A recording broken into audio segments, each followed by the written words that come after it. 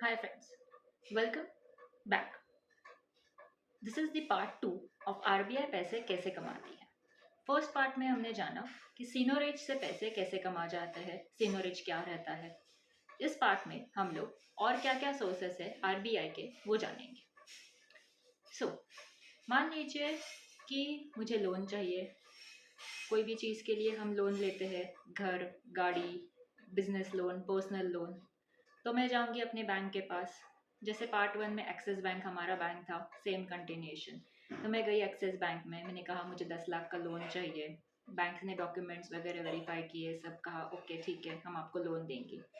लेकिन bank loan कैसे देगी? बैंक जाएगी आरबीआई के पास, क्योंकि बैंक के पास खुद का तो पैसा रहता नहीं है। तो बैंक जाएगी आरबीआई के पास। आरबीआई पैसे देगा बैंक को, ओके। लेकिन क्या आरबीआई पैसे फ्री में देगा एक्सिस बैंक को? The answer is no.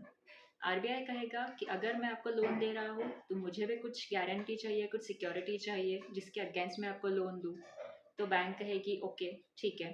तो बैंक, आरबीआई जब लोन देता है किसी भी बैंक को, तो बैंक उसके अगेंस्ट गवर्नमेंट बॉन्ड्स या गवर्नमेंट सिक्योरिटीज, सिक्योरिटी के तौर पे आरबीआई के पास रखती है। गवर्नमेंट बॉन्ड्स और सिक्योरिटीज होते क्या है?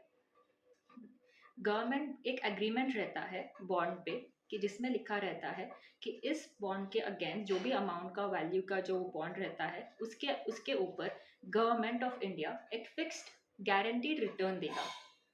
तो ये जब गवर्नमेंट सिक्योरिटीज बैंक आरबीआई के पास गिरवी रखते हैं, उसके बदले फिर आरबीआई उनको लोन देता है।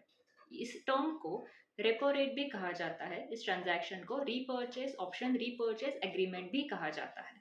तो this is the second source of income of RBI. फिर आरबीआई और क्या सोर्स हो सकता है? जैसे गवर्नमेंट्स को इंफ्रास्ट्रक्चर बनाने के लिए, रोड है, हॉस्पिटल्स है, स्कूल्स है, कॉलेजेस है, वो सब बनाने के लिए कॉस्ट लगता है। तो गवर्नमेंट भी किसके पास जाएगी? रिजर्व बैंक ऑफ इंडिया के पास। रिजर्व बैंक उनके लिए अगर पैसा कुछ देती है, मान लीजिए सरकार ने कहा मुझे 30,000 करोड़ चाहिए, तो रिजर्व बैंक गवर्नमेंट सिक्योरिटीज जो इशू होते हैं उसके बदले ही सरकार को 30,000 करोड़ रुपीज दे देगी। ये जो ट्रांजैक्शन होता है उसमें गवर्नमेंट सिक्योरिटीज जो रहते हैं वो बहुत इंपॉर्टेंट रोल प्ले करते हैं। गवर्नमेंट सिक्योरिटीज का जो फिक्स रिटर्न रहता है, उसके ऊपर जो सरकार पेमेंट करेगी उस बॉन्ड के ऊपर, उस वैल्यू के ऊपर, वो एक रहता है आरबीआई का सोर्स ऑफ इनकम। फिर क्या हो सकता है? जैसे हमारी एक करेंसी है रुपीस, वैसे बाकी कंट्रीज की भी और करेंसीज है, डॉलर है, येन है, पाउंड है, यूरो है। तो जब भी उनके ऊपर नीचे वैल्यू रहती है, आरबीआई के पास मनी रहता है जो फॉरेक्स में इन्वॉल्व करती है। तो जब भी मान लीजिए अगर $1 की कीमत 60 रुपीज थी, तब आरबीआई ने उसे परचेज किया।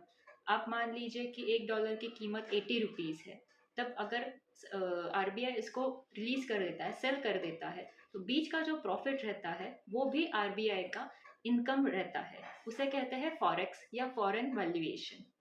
तो ये कुछ चीज़ें थी, जो ये कुछ इनकम सोर्सेस है जो आरबीआई के मेन सोर्स ऑफ इनकम रहते हैं।